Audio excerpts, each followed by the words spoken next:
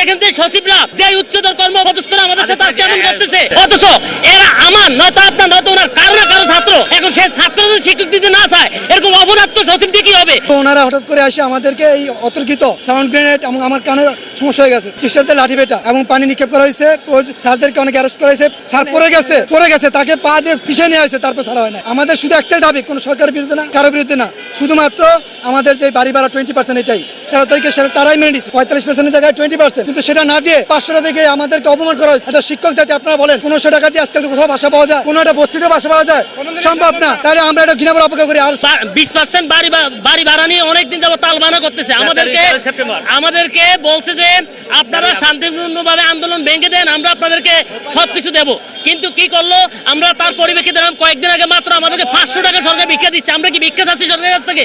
আমরা আমাদের ন্যায্য অধিকার 20% দাবি আমরা করছি।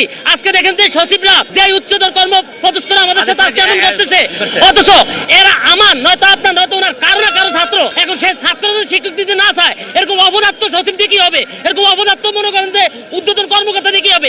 আমরা এই ঘটনার তীব্র নিন্দা প্রতিবাদ জানাচ্ছি এবং আমরা সারা বাংলাদেশ শিক্ষকগণ এর বিরুদ্ধে দুর্বার আন্দোলন গড়ে তুলে আমরা আমাদের অধিকার আদায় করব। আমাদের অবস্থান কর্মসূচি 100% শান্তিপূর্ণ ছিল।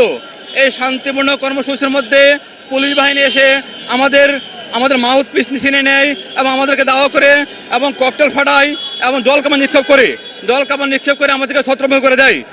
কিন্তু আমাদের এই শিক্ষকরা কোনোদিন এই মানবী আন্দোলন করার জন্য ঢাকাতে অবস্থান করে নাই। তাদের ন্যায্য দাবি সরকারের কাছে চাওয়া ছিল, বেসরকারি বলতে কোনো শব্দ থাকতে পারে না। এই উপসর্গ বাদ দিয়ে আমাদের জাতীয়করণ করা হোক, অথবা আমাদেরকে নির্দিষ্ট হারে 20% বাড়ি ভাড়া দেওয়া হোক। একজন শিক্ষক 1000 টাকা বাড়ি ভাড়া দিয়ে 500 টাকা চিকিৎসা ভাড়া দিয়ে তার চিকিৎসা এবং বাড়ি ভাড়া দূরের কথা ফুটপাথে থাকার মতো ব্যবস্থা হয় না। এই নিজ দাবিকে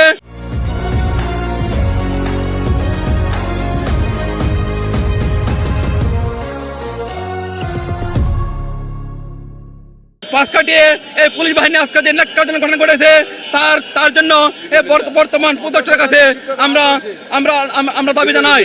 আজকের এই পুলিশদের পিটুনিতে প্রায় 50 থেকে 60 জন শিক্ষক মারাত্মকভাবে আহত হয়েছে।